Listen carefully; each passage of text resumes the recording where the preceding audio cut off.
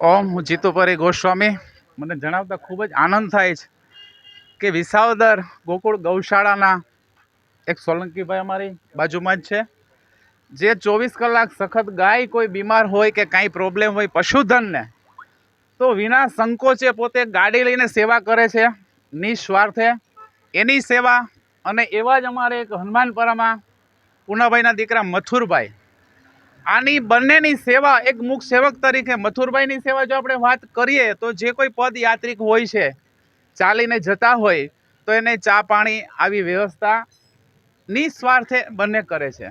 અને સરસ મજાનો જેને વિચાર આવ્યો હોય ને, નામની મનાય છે કે જેને વિચાર આવ્યો હોય ને કે આ બંનેને પુષ્પગુચ્છ, હાર અને શાલ આપી સન્માનિત કરવા છે ને, ગિફ્ટ મોમેન્ટ આપીને સન્માનિત આજ કર્યા છે.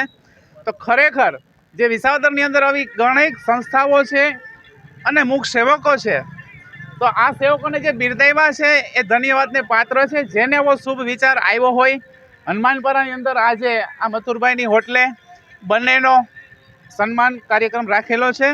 વિશેષ તો કંઈ ન કહેતા, પણ આના પછીના પણ જે કોઈ સેવાકીય સંકળાયેલા હશે નિસ્વાર્થ, એને પણ સન્માન કરવામાં આવશે. એવો કપિલ બાપુ, હરેશભાઈ, સુરેશભાઈ, આ બધાનો સંકલ્પ છે. અમારા અભિભાઈ, તેજસભાઈ, બધા.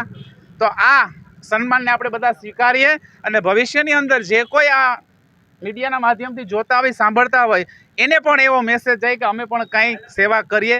ઓમ.